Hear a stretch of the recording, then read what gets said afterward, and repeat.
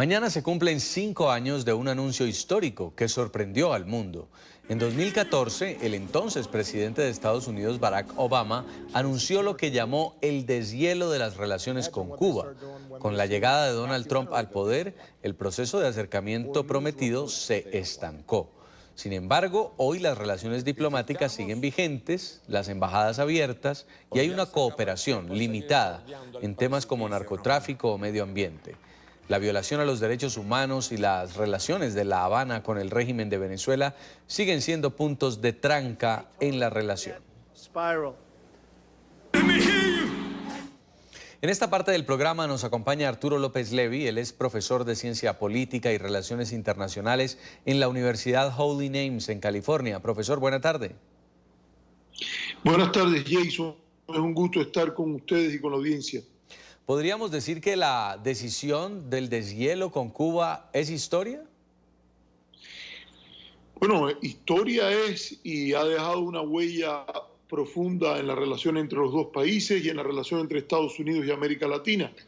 En este acto que ocurrió en el 17 de diciembre del 2014, la administración Obama mostró que es posible tener una relación diferente con Cuba y en un caso tan simbólico como este, empezó a mover la relación en una forma más racional, apropiada, a través del diálogo, escuchando la voz de los diferentes líderes del hemisferio, que durante varias décadas habían pedido que Estados Unidos tuviese una respuesta más calibrada, más racional a la relación con la isla, particularmente en un contexto en el que la Guerra Fría había terminado. Si bien hay muchos frutos de la decisión del deshielo del entonces gobierno de Barack Obama y algunos todavía permanecen, lo cierto es que con la llegada de Donald Trump al poder esto se vio completamente frustrado y más bien las decisiones han ido en detrimento de la relación con la isla. Y está claro, los argumentos son las violaciones a los derechos humanos, todavía lo que ocurre con la oposición, con la disidencia en Cuba y la relación con el régimen de Nicolás Maduro. ¿Usted cree que estas posiciones deberían endurecerse? No, claro que no. A mí me parece que lo que usted ha dicho es el argumento que es usado por la administración Trump para adoptar políticas de hostilidad hacia Cuba. Pero las razones fundamentales no están en la política exterior. De hecho, las organizaciones de derechos humanos más importantes del mundo, como Human Rights Watch o como Amnistía Internacional, han dicho que las medidas del presidente Trump y la política de embargo y aislamiento solo complican el tema de los derechos humanos, hacen más difícil.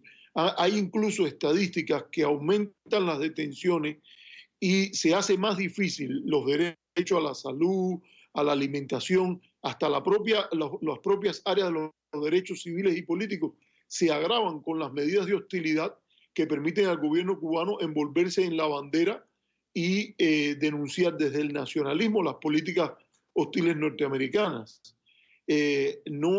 La razón por la cual hay una política de hostilidad y de embargo hacia Cuba tiene que ver más con la política interna norteamericana, el papel de Florida en el colegio electoral norteamericano y el tipo de dependencia que ha establecido el presidente Trump con algunos representantes del lobby pro embargo, en particular el senador Marco Rubio y el congresista Mario Díaz Balart. Pero en realidad la lógica de derechos humanos indicaría que lo correcto sería una política de compromiso, de diálogo, como la que estaba haciendo el presidente Barack Obama. Una de las cosas, profesor López, a las que apunta siempre Estados Unidos es a golpear las finanzas del régimen cubano, es decir, no seguir financiando a un partido que está siendo patrocinador de la censura a su pueblo.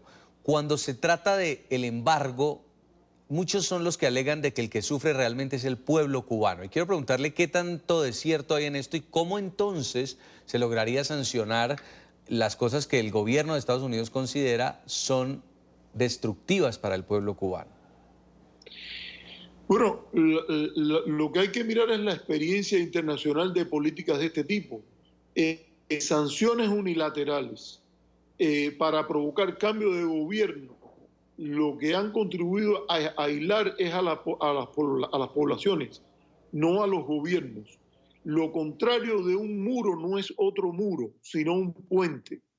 En este caso, si uno ve la experiencia del muro de Berlín y la política norteamericana hacia China, la política norteamericana y de Occidente ante la Unión Soviética y los países del este de Europa, fue una política de establecer conexiones más allá de las políticas de aislamiento que los regímenes comunistas adoptaban.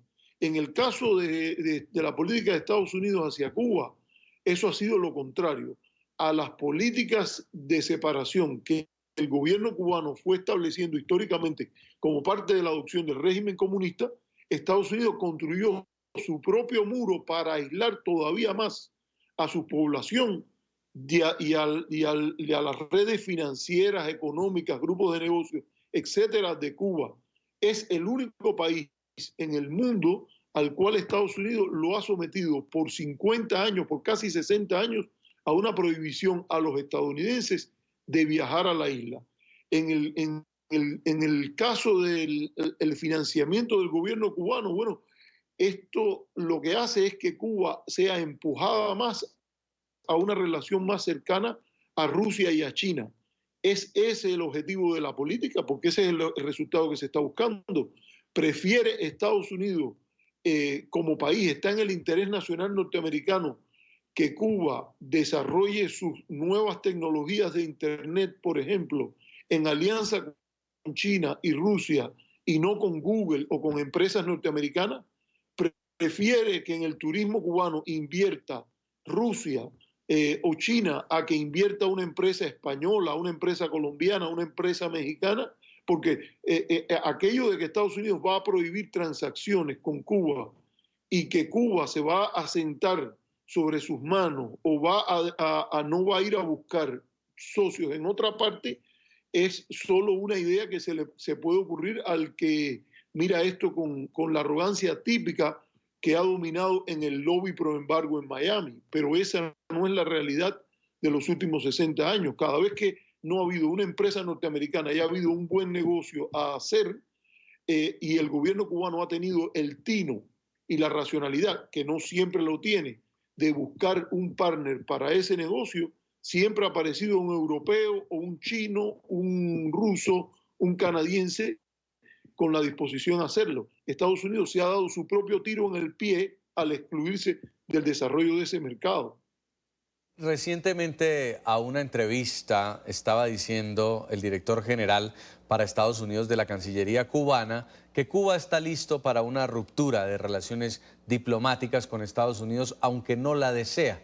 En una eventual elección donde el reelecto sea Donald Trump, ¿usted cree que ya se avecina la ruptura de relaciones? Bueno, mire, el presidente Trump es un presidente peculiar y él ha dado muestra de hacer cambios de rumbo de su política, como en el caso de Corea del Norte, que son sorprendentes. Si vamos a ver un régimen que en realidad ha tenido un comportamiento fuera de las normas internacionales y de los deseos norteamericanos, el de Corea del Norte es mucho peor que lo que se pueda decir sobre Cuba. Y sin embargo, el presidente, después de casi anunciar que estaba dispuesto a ir a una guerra con Corea del Norte, hizo un cambio de 180 grados. Así que yo diría que es muy difícil pronosticar lo que el presidente Trump va a hacer. Pero si digamos que lo que usted sugiere como escenario ocurre y el presidente Trump deciden continuar esta política de hostilidad, yo creo que no le conviene ni a Cuba ni a nadie que haya una ruptura de esas relaciones diplomáticas. ¿Estaría Cuba dispuesta o sería conveniente y útil para Cuba? Claro que no. ¿Va a sobrevivir el gobierno cubano a una ruptura de relaciones diplomáticas con Estados Unidos? Yo creo que sí.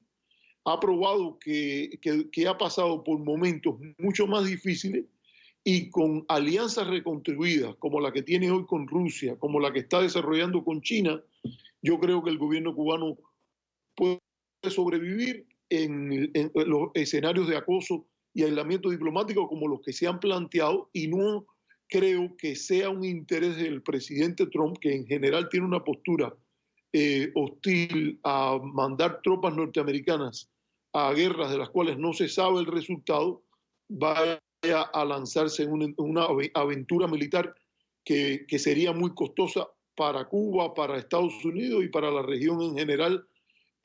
Lo menos que se puede querer desde el Caribe y desde América Latina y desde Cuba es una situación de guerra o un Estado fallido en esa región. Muy bien, 5 años de un deshielo y luego ahora nuevamente empiezan a congelarse esas relaciones. Vamos a ver qué ocurre el próximo año con las elecciones presidenciales en Estados Unidos. Gracias, don Arturo López Levy, el profesor de Ciencia Política y Relaciones Internacionales de la Universidad Holy Names en California, por habernos acompañado. Un gran placer, Jason.